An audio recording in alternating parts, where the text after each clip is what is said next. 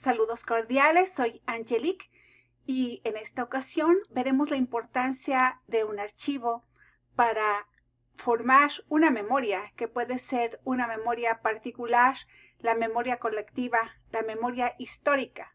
Es importante acercarnos al estudio de los archivos, conocerlos de cerca, hurgar para saber qué tienen dentro, qué guardan, cómo podemos ir de un archivo a otro para construir la historia que a nosotros nos apetece, primero, luego que nos interesa, que es de gran utilidad. ¿Por qué? Porque un archivo sirve, entre otras muchísimas cosas, para construir una historia local, una historia municipal, una historia nacional, una historia latinoamericana o de otro continente o inclusive la mundial. Es muy importante que nosotros tengamos en cuenta que hablamos en la vida cotidiana de los archivos y justamente la pregunta que tendríamos nosotros es ¿qué es un archivo? ¿Y para qué sirve? ¿Qué utilidad tiene un archivo? Un archivo, en el caso del que nos interesa ahora nosotros, es un archivo histórico, uno que nos puede ayudar a construir esta parte de la comunidad a la que pertenecemos, del mundo al cual pertenecemos y que nos interesa. El pasado, que puede ser el pasado más reciente o hasta un pasado que nosotros querramos del siglo XVI, siglo XVII, del que nos guste, de cualquier parte del mundo. Todos tienen un archivo. Pero es muy importante considerar que el archivo se tiene que cotejar, tenemos que ver que la información sea verídica, que se pueda entrelazar con otras informaciones que hay en muchos más archivos. Es tan extenso como la memoria del ser humano. Todos sabemos que tenemos una memoria y que ahí guardamos muchas cosas. Pero ¿qué sucede? Que a veces no recordamos.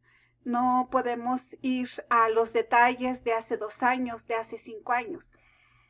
Entonces, debe de haber un material especial que nos haga que estos recuerdos puedan estar en el presente, pero de una manera puntual. ¿Cómo podemos entonces acercarnos a los archivos? En principio, hay archivos que son digitales. Afortunadamente ya podemos consultar un archivo que esté en Australia o en China o en otro país. Y también están los archivos locales. En el caso de México tenemos el Gran Archivo General de la Nación, que antes fue la cárcel de Lecumberri en esta época de Porfirio Díaz, y que alberga una cantidad de información desde Mesoamérica hasta la actualidad. Ahí lo podemos ver nosotros que está seccionado para mayor utilidad del investigador que se acerca, ya sea a estudiar tierras, papeleo, como gente que migra, barcos, pólvora, guerra, paz, diversiones, cómo eran, por ejemplo, los primeros mercados, lo que nosotros queramos, porque todo depende del interés que se tenga en un tema indicado. Esto nos lleva también a pensar y a replantearnos que la importancia de un archivo también radica en cuáles son mis necesidades. Y puedo empezar por preguntarme qué quiero hacer con mi investigación, para qué la quiero hacer y por qué la quiero hacer. Pero claro que sí están estos archivos que están escritos, documentos que pueden tener paleografía o que pueden ser textos en náhuatl, en otomí, en zapoteco, etc. Y hay otro tipo de archivo que nos puede también ayudar muchísimo o complementarlo, que son en este caso los monumentos. Eso también nos ayuda para poder revisar lo que dice el texto más lo que está visualmente al alcance de todos nosotros. Y es muy importante que para entender nosotros la importancia de un archivo, de lo que se guarda en una memoria, también lo bajemos nosotros al nivel personal. ¿A qué me refiero con ello? Pues casi todos tenemos guardado algún recuerdo que hicieron nuestros padres, la madre. Generalmente cuando nacemos es la primera vez que ven un zapato, un mechón, un diente, puede ser un anillito o algo que tienen los papás ahí guardado, una caja. Y esto tiene que ver mucho con cómo vamos archivando nuestra vida.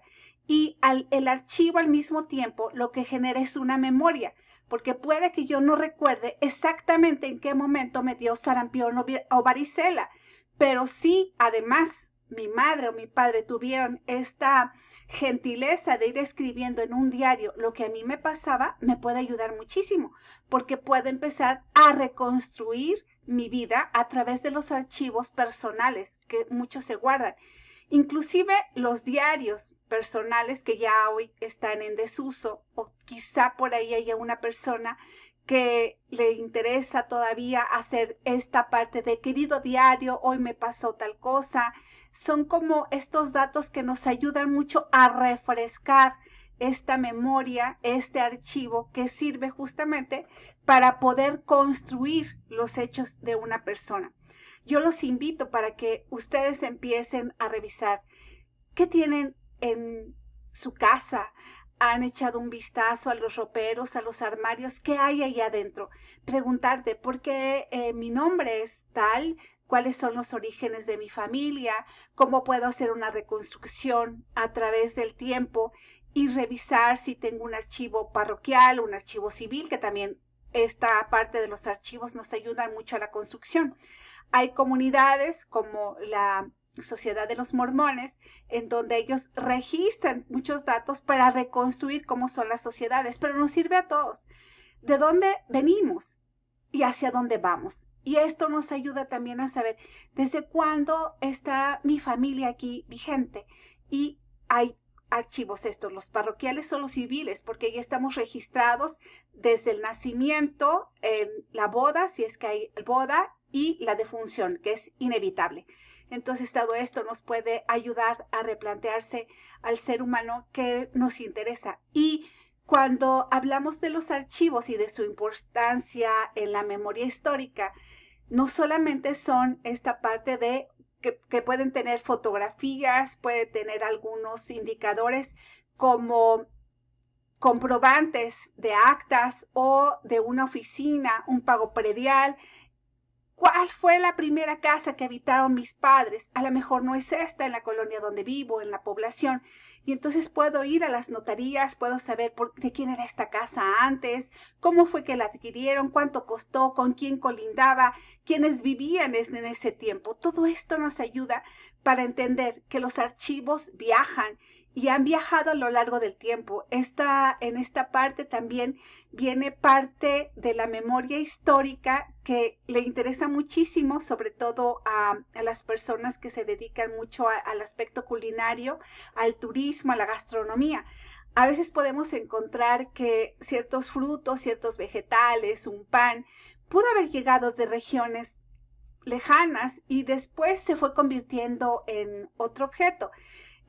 Hay un dato curioso que lo proporciona el doctor Sales Colín, en donde él señala cómo un pan bajo, que se llamaba así por ser para la gente que venía, digamos, en la parte más miserable de un barco, lo tenían ahí ellos y en Filipinas, en esta parte de Asia.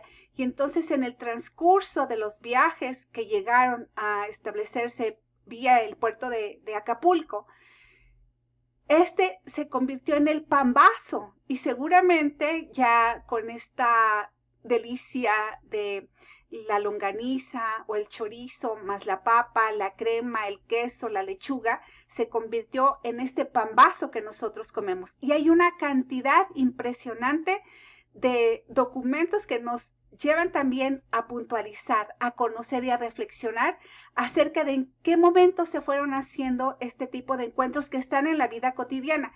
Un archivo sirve no solamente para los especialistas, a todos nos sirven los archivos, inclusive cuando estamos platicando en la sobremesa puede ser que digamos, ¿de dónde es que viene el café? ¿O por qué la vainilla está desapareciendo?